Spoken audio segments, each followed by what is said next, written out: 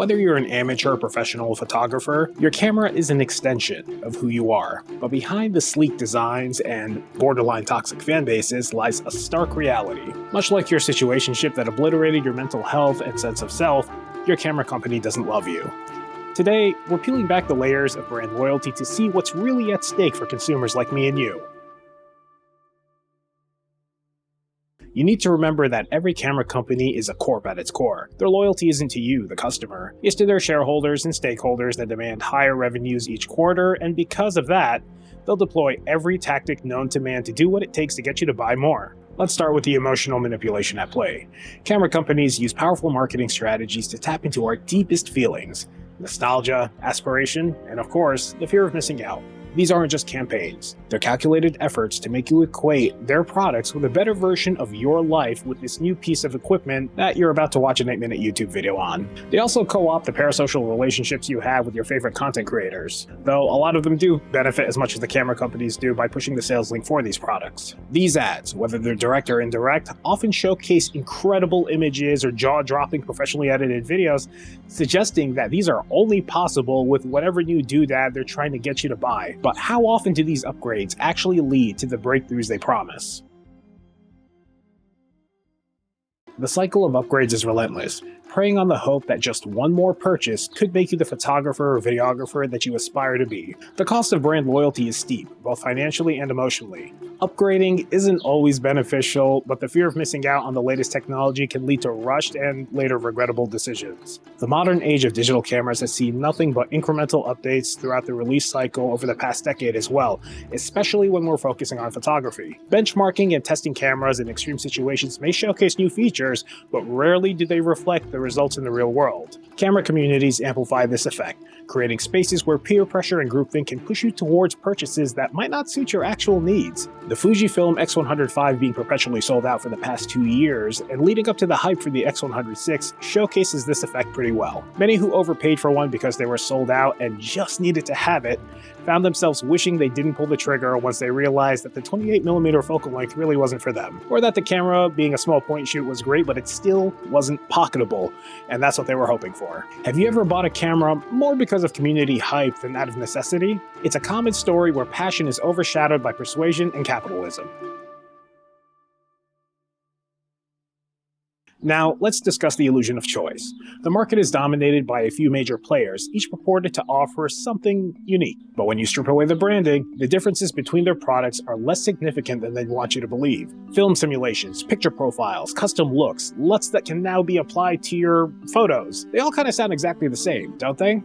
And how many Mark II and Mark III versions of the same lenses do we actually need? Faster autofocusing is touted when speed was never an issue, along with sharper images when no one complained about sharpness before.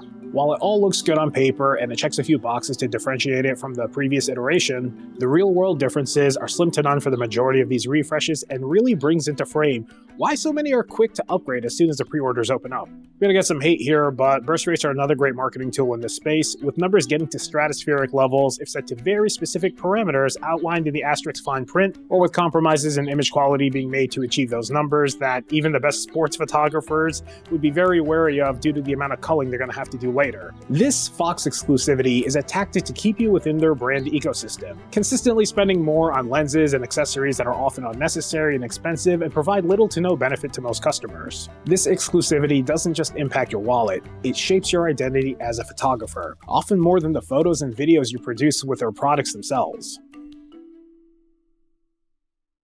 So, how do we break free from this cycle of consumer manipulation? It starts with a return to the joy of photography itself. A lot of people come to me for advice on what camera to buy when they're making their first purchase, and my advice is always the same.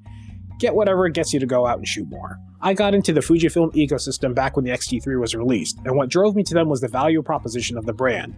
The bodies and lenses were cheaper, and since I was also a video shooter and shot a lot of sports, outside of cinema cameras, they were the only manufacturer to offer 4K 60 in their cameras. What did keep me there was the shooting experience and the smaller size of their lenses, since I did a lot of on-foot travel for remote shoots. If price is a consideration, then Fuji is typically a really easy recommendation for me to make as well, especially today after they've sorted out their autofocus algorithms to the set it and forget it point where other manufacturers got to a few years back. For others that shoot with friends, I tell them to get the same manufacturer as their friends have, since it means they have someone who can help them troubleshoot, set up their camera accordingly, and maybe borrow their lenses as well, provided they aren't the clumsy friend in the group. Ultimately, you need to evaluate your needs critically, resist the allure of marketing, and focus on what will truly improve your work. Your best investment is in your growth as a photographer, learning how to compose properly, how to light, how to edit, how to batch edit if you're looking to do this as a career, and more, not just in new gear. Camera companies are in the business of making money. They foster brand loyalty not out of affection, but out of strategy. They don't love you, they love the profits you bring. So the next time you consider upgrading your gear, ask yourself, is this for my art? Is it doing something for my business that my current equipment isn't? Or am I caught in the hype? Be an informed consumer, question the narrative, and let your passion for photography be guided by genuine need and not by corporate agendas. Hey everyone, thanks for watching the video. Go ahead and hit the like and subscribe button, and let me know in the comments below if there was ever a product that didn't live up to the hype that you ended up spending a lot of money on. Also, let me know about any other topics in the camera space you'd like me to cover, and I'll catch you at the next one.